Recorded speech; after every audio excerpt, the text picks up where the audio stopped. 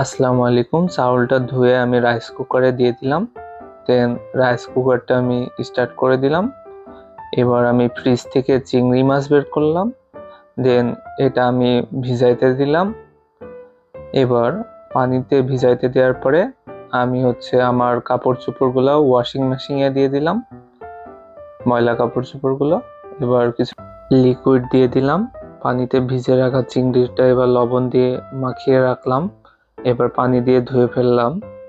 পানি দিয়ে ধোয়ার পরে লবণ, মরিচ, হলুদের গুঁড়া দিয়ে আমি এটা মাখিয়ে রেখে দিলাম। এবার রাখার পরে আমি পেঁয়াজটা কেটে নিলাম, কুচি কুচি করে সুন্দর করে কেটে নিলাম। আমি চুলাতে প্যান দিয়ে দিলাম। দেওয়ার পরে গরম হওয়ার পরে তেল দিয়ে দিলাম।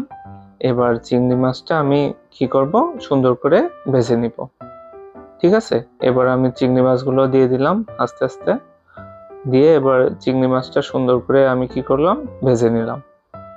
এবার চিংড়ি মাছগুলো ভাজার পরে আমি আস্তে আস্তে চিংড়ি মাছটা উঠাই নিলাম। তো বাটিতে উঠানো হয়ে গেল।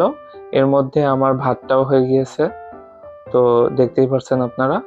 এবার আমি কি করব, চিংড়ি মাছটা ভুনা করব।